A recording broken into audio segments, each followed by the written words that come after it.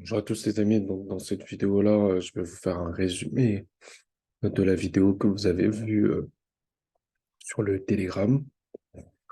Donc, dans un premier temps, on va parler tout simplement des taux de réussite des propres firmes.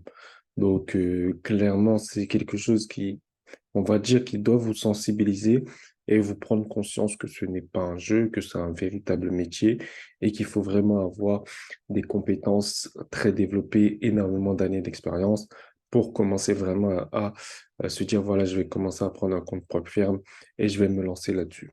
Alors, quelqu'un a dépensé 30 000 $ en propre firme challenge en un mois, mais il n'a pas réussi la phase 1 de ces challenges.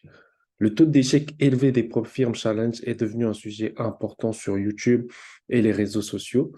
Et à mon avis, cela peut être trompeur pour les traders sérieux. Dans cette vidéo, je souhaite discuter de la raison pour laquelle le taux d'échec peut ne pas être important selon qui vous êtes et pourquoi cela peut vous dissuader de quelque chose qui peut vous aider dans votre carrière de trading. Alors, les profils ne partagent pas publiquement leur taux d'échec sur leur site web, comme certains le font, par exemple les brokers régulés. Mais le PDG de Funded Trader, donc The Funded Trader, a été assez transparent à ce sujet. Donc, en fait, lors d'un interview, il a dit que les probabilités sont les suivantes. La probabilité de réussir la phase 1 est d'environ 35%. La phase 2 est d'environ 40%. Et la probabilité d'être payé est d'environ 15%. Donc, si on prend les calculs, ça veut dire que sur 100 personnes, seulement 2 personnes réussissent à être payées. Ce qui fait que c'est relativement faible.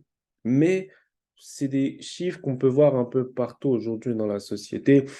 Sur énormément de personnes qui sont candidats, il y en a très peu qui sont retenus.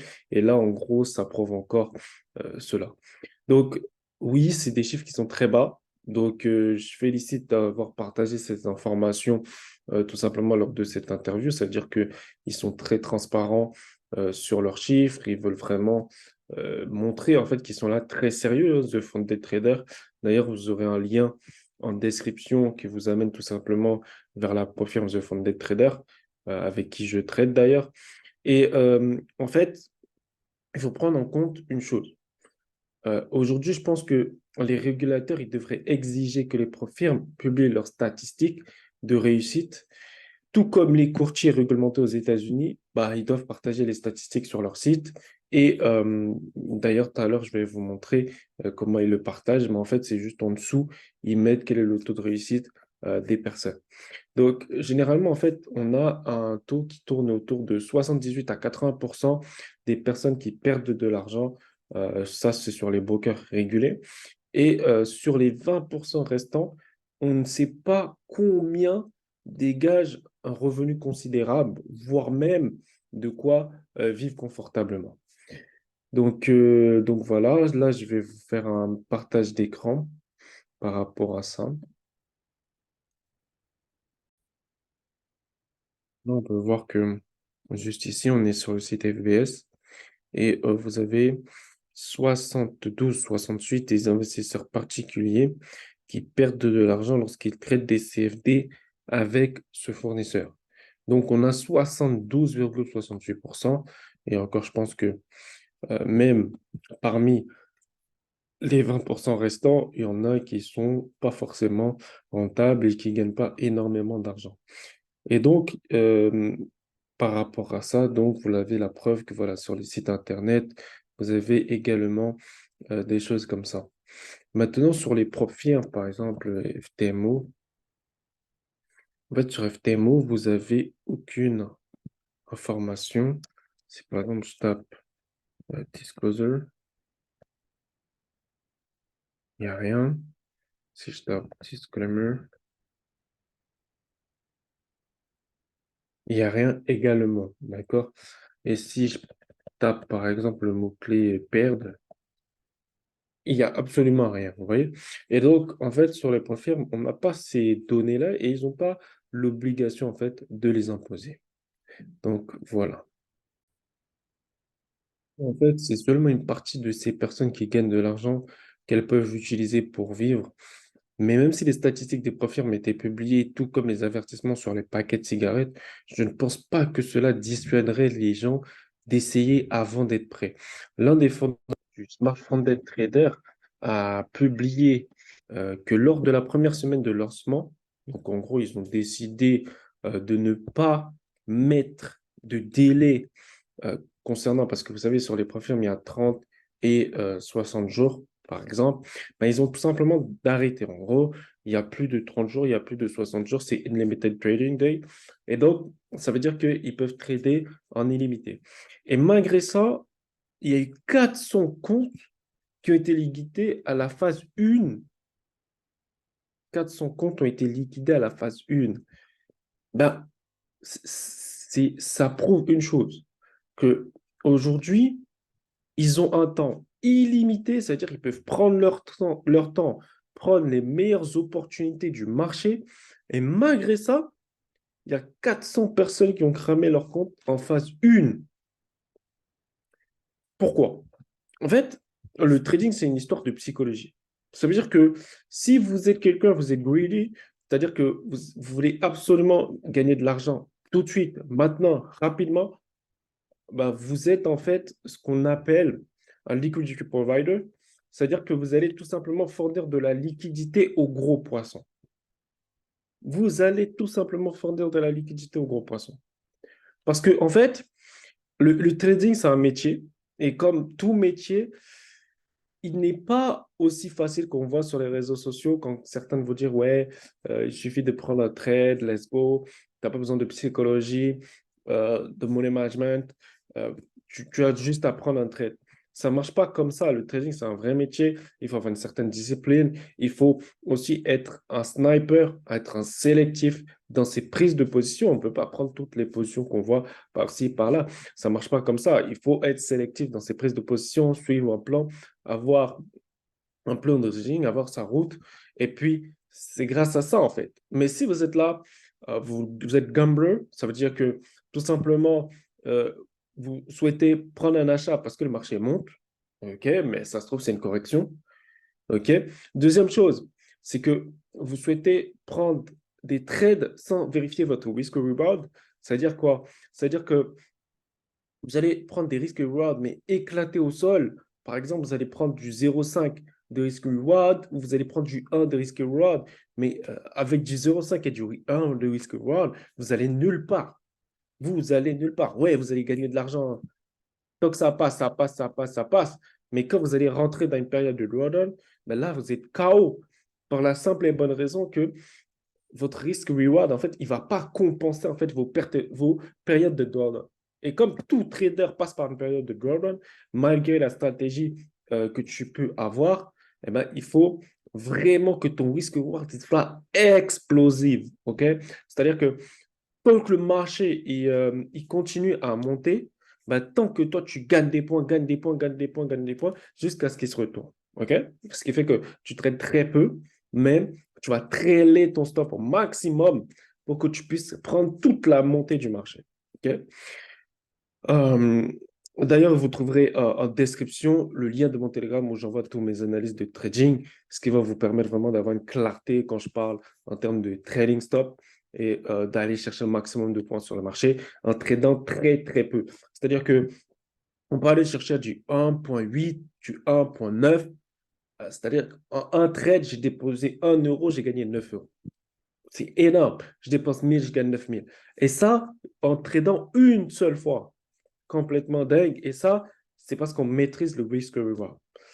Euh, donc, c'est quelque chose que vraiment aujourd'hui, que le taux d'échec en trading, c'est quelque chose qui est problématique. Mais si vous regardez, en fait, la raison principale qui est derrière ça, en fait, c'est pourquoi les gens font du trading. Les gens font du trading pour gagner de l'argent. De la même manière que les gens vont jouer au casino pour gagner de l'argent. Et en fait, les gens, ils mettent beaucoup en facteur chance dans le trading. C'est-à-dire qu'ils se disent, oh, si j'ai de la chance, je vais réussir mon challenge FTMO. Après ça, je vais gagner 30 000 dollars par coup de chance. Sauf que la chance, elle a une probabilité d'être. OK? Donc, c'est une des raisons, en fait, que vous devez vous dire dans votre tête. D'abord, la psychologie, la bonne psychologie doit être adaptée à votre trading. Vous n'êtes pas là pour gagner de l'argent, vous êtes là pour exécuter un plan. OK? Donc, c'est ce qui va vous permettre déjà de passer de débutant à avancé si vous êtes là pour exécuter un plan. Alors, donc certains, en fait, beaucoup disent que bon, voilà, c'est à cause des règles, d'autres disent que c'est parce que les gens jouent, donc ils sont des gamblers. Voici ce que je pense et ce que cela peut choquer certains et soulager d'autres personnes. Je crois que c'est la même chose pour les personnes qui ont du mal à gagner de l'argent de manière cohérente sans le trading en propre firme, c'est-à-dire quand vous avez votre propre compte de trading. Euh, Tout simplement, les courtiers non réglementés, donc c'est-à-dire, vous savez, il y a les AB et puis vous avez les BB. Donc, les AB, donc les courtiers non réglementés, gagnent encore 7 milliards de dollars par an en V-Booking. Donc, c'est quoi les V-Booking? C'est tout simplement les traders particuliers qui perdent de l'argent. Ben, ils gagnent 7 milliards de dollars par an. Donc, les profils, ils en tirent une partie grâce au challenge raté. C'est-à-dire que leur business model est basé sur le fait que les gens ratent leur challenge. C'est comme ça qu'ils sont payés et c'est comme ça qu'ils peuvent faire des payouts, c'est-à-dire payer les membres. C'est grâce au fait que des personnes, il y a en gros près de 80% des gens qui ne vont pas être payés par eux. Donc, je ne sais pas si vous faites un petit calcul, mais admettons, il y a 1 million d'euros de challenge qui rentrent. Sur les 1 million d'euros de challenge, il y a 800 000 euros qui vont rester pour la prod firme et ils vont juste donner 15%. Donc, c'est un chiffre considérable et qui fait qu'ils peuvent perdurer. Et ce n'est pas dans leur intérêt que vous soyez rentable. Voilà, ça c'est quelque chose qui est très important à comprendre. C'est que dans l'intérêt de la prod firme, ce n'est pas que vous soyez rentable. Donc, les, le, le business model est basé sur ça. Et ça représente en fait un problème qui est plus vaste aussi au sein de l'industrie dans son ensemble. Comme discuté dans un article de SMB Capital, donc c'est un bureau de firme qui est réputé avec un modèle d'entreprise traditionnel. Et là, il donne en gros 5 raisons qui expliquent l'échec dans le trading. Donc l'industrie, écoutez attentivement et vous comprenez pourquoi je pense que les statistiques peuvent potentiellement être trompeuses pour les traders sérieux. Je sais que vous suivez cette chaîne parce que vous êtes un trader sérieux, vous voulez du contenu de qualité, vous voulez progresser dans votre trading et donc je m'adresse à vous. Donc, ils disent que 95% des personnes qui postulent pour être un trader dans leur propre firme sont refusées.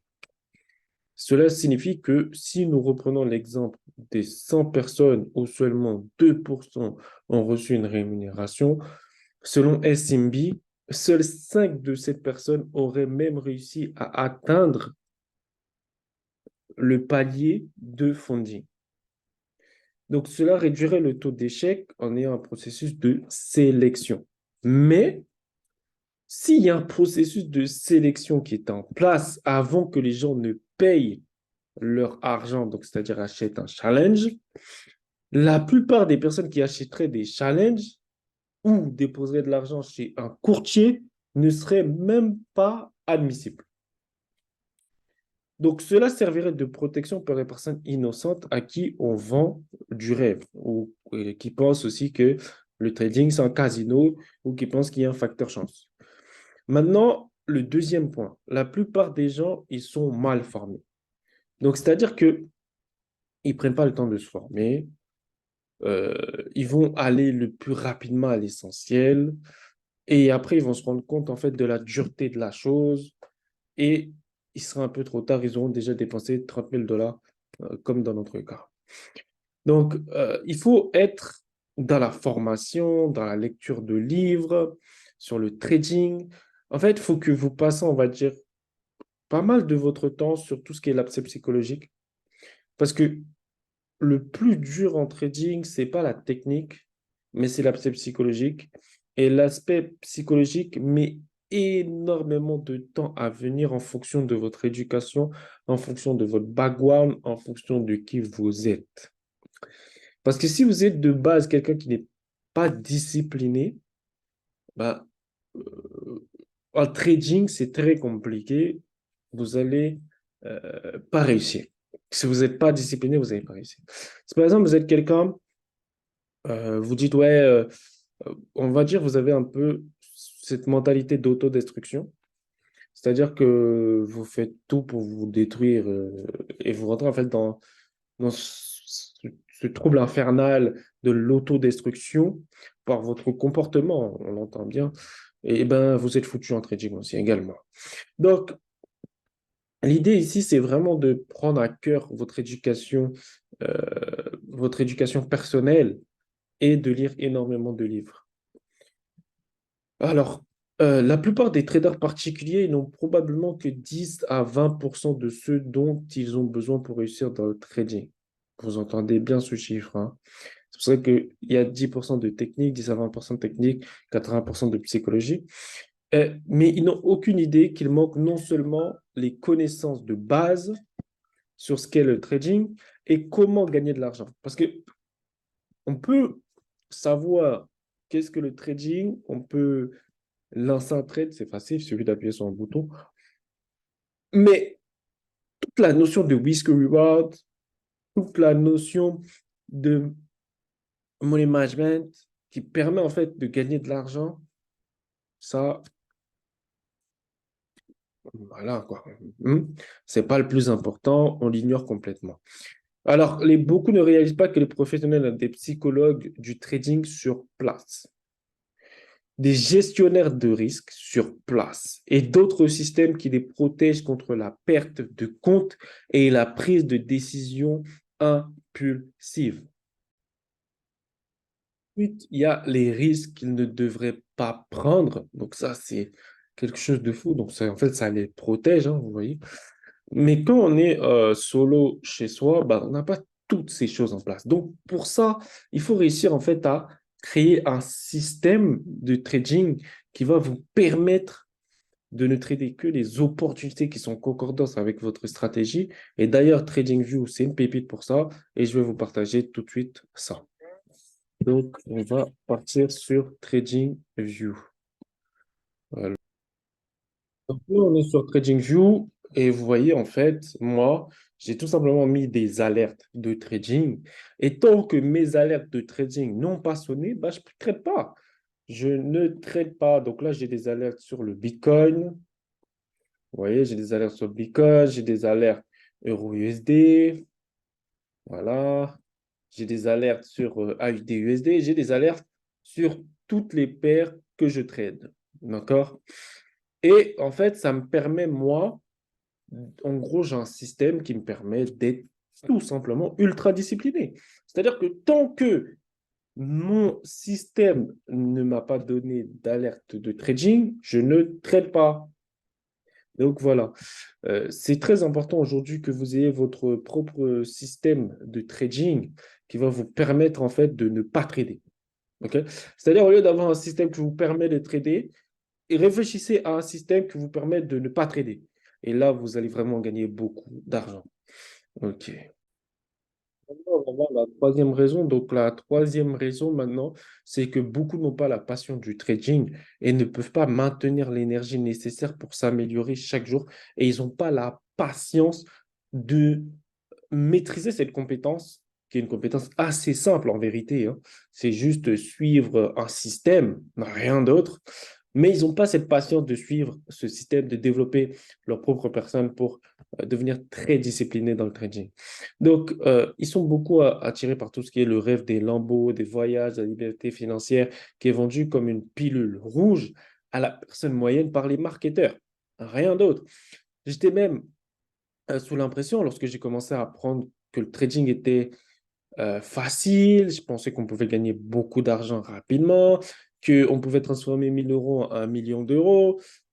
Tout ça, je suis passé par ces phases parce que tout simplement, déjà, moi je trouve que l'éducation française, elle est vraiment très nulle au niveau du trading, hein, il n'y a pas à dire. Si moi, je n'étais pas bilingue, ça aurait été impossible que j'ai un tel niveau en trading, hein. Je peux vous le dire parce que sur le marché français, les gens sont relativement éclatés au sol. Il y en a très peu, s'ils n'ont pas appris sur le marché américain, qui vont pouvoir vous délivrer la crème de la crème en termes de apprentissage sur le trading. Et que ce soit même les livres aujourd'hui, les livres de mindset, les livres de psychologie, moi je lis tout en anglais parce que vraiment c'est là où il y a la crème de la crème en termes de psychologie. Et donc, ne vous faites pas en fait avoir partout, on va dire la récompense du trading. Parce que, en fait, il faut prendre une chose en compte, c'est que la récompense du trading, elle vient par le travail qu'il y a. C'est-à-dire que si vous travaillez durement, ben, vous allez avoir une récompense élevée. Si vous travaillez faiblement, vous allez avoir une récompense faible. Et si vous avez une récompense élevée, mais que vous n'avez pas travaillé dur pour l'obtenir, vous allez tout payer. C'est aussi simple que ça. Il y en a plein qui ont gagné beaucoup d'argent sur les crypto-monnaies, mais si vous allez aujourd'hui leur dire, ouais, ça se passe comment sur les crypto-monnaies, ils ont tout perdu. Pourquoi? Parce qu'ils n'ont pas de plan, ils ont racheté au mauvais moment, ils ont fait de l'overtrading, ils ont fait plein de choses comme ça qui, par facteur chance, ça passait, mais maintenant, ça ne passe plus. Pourquoi? Parce qu'ils n'avaient pas de plan. Je vais faire en sorte que la vidéo ne soit pas trop longue. Désolé pour ça. Mais en fait, le trading, c'est tout simplement, c'est quelque chose qui est difficile. Cela demande de la compétence, un travail continu pour rester rentable. Et le marché change d'année en année. Et il faut donc de l'expérience pour s'adapter aux différentes conditions de marché. D'ailleurs, sur cette chaîne, vous trouvez plein de vidéos qui vous expliquent quelles sont les conditions de marché et qu'est-ce qui vous permet en fait de arrêter de vous réfléchir midi, 14h, 15h, 16h et de vous dire, ouais, est-ce que je dois rentrer maintenant? Est-ce que je ne dois pas rentrer? En fait, il faut tout simplement regarder les conditions du marché et à partir de ces conditions du marché, vous allez pouvoir prendre des décisions faciles sur le marché. Maintenant, quatrième point, la courbe d'apprentissage est trop difficile. C'est-à-dire que le trading, ça demande plus de travail que ce que la plupart des gens anticipent. Il nécessite une pratique délibérée, une analyse et une adaptation, des heures et des heures de vidéos que faut passer en revue pour affiner les compétences en trading, pour affiner l'avantage, c'est-à-dire le edge qu'on a sur le marché. Et bien sûr, consulter des coachs de performance, passer des heures, surtout au début, à perfectionner cette compétence. Et c'est la chose la plus difficile et c'est là où la plupart des personnes, ils abandonnent.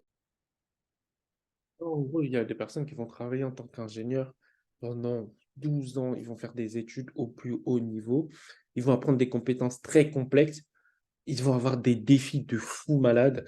Mais la bonne nouvelle, c'est que Mike Bellafoy, dans son livre, il dit que si les traders peuvent suivre la courbe d'apprentissage de 2 à 3 ans, la plupart s'en sortiront bien par la suite. Maintenant, réfléchissez au nombre de débutants qui achètent des challenges et qui restent coincés dans la boucle en essayant de parier leur chemin à travers les 3 phases. Donc, tout simplement, en fait, les gens aujourd'hui, ils veulent la facilité. Ils veulent que ce soit les robots de trading qui passent le challenge. Ils ne veulent même pas lever le petit doigt pour passer ce fameux challenge. Et ils veulent que tout se passe à leur place. Bien sûr, il y a des services qui proposent ça. D'ailleurs, vous trouverez en description un lien Telegram où bientôt vous aurez la possibilité de faire du mirror trading et donc copier tout simplement les trades d'un trader professionnel. Donc, ça, c'est des services qui existent, mais ça ne vous donne pas en fait la compétence, le savoir nécessaire pour avoir les mêmes résultats que cette personne. Ce qui fait que vous serez toujours dépendant de cette personne. Mais après, libre à vous de choisir est-ce que vous voulez apprendre la compétence ou est-ce que vous souhaitez juste gagner de l'argent. C'est libre à vous. Ensuite, la deuxième chose, c'est que les gens, en fait, quand ils réussissent le challenge, généralement, c'est par coup de chance. Donc, c'est pour ça qu'en fait, ils mettent beaucoup le facteur chance en place dans le trading, sauf que le facteur chance, ça n'existe pas en trading, hein. Donc, la plupart des personnes qui commencent tout juste seront probablement sur le court terme, mais pas sur le long terme. Et tous ceux qui regardent cette chaîne sont des gens sérieux, sont des gens qui veulent vraiment apprendre des compétences au niveau de la psychologie, au niveau de l'analyse technique. Et forcément, vous échapperez à ce genre de statistiques. Bon, j'espère que vous avez kiffé cette vidéo. J'espère qu'elle n'a pas été trop longue et que vous avez en tiré un maximum de connaissances pour surtout l'aspect psychologique et pourquoi, en fait, quelles sont les choses qui peuvent vous permettre d'être rentable sur les marchés financiers. C'est la chose la plus importante que j'ai voulu vous partager dans cette vidéo-là. Je vous souhaite donc de progresser dans votre trading, de devenir professionnel dans ce métier, d'augmenter votre compétence, d'augmenter votre être, c'est-à-dire discipline, avoir une routine, tout ça qui va vous permettre d'être dans les top 1%. Et surtout, n'hésitez pas à vous abonner, liker, commenter, partager cette vidéo à un maximum de personnes pour qu'ils puissent en tirer de la connaissance, surtout si vous pouvez les éviter et acheter des challenges et après qu'ils perdent de l'argent. Et puis, on se retrouve bientôt sur Telegram. Donc, le lien de Telegram, il sera en description. On a juste à cliquer là-dessus. Vous allez avoir énormément d'analyses trading et aussi énormément en fait de tout ce qui est la psychologie, les tips, les astuces. Donc voilà, c'est tout pour aujourd'hui.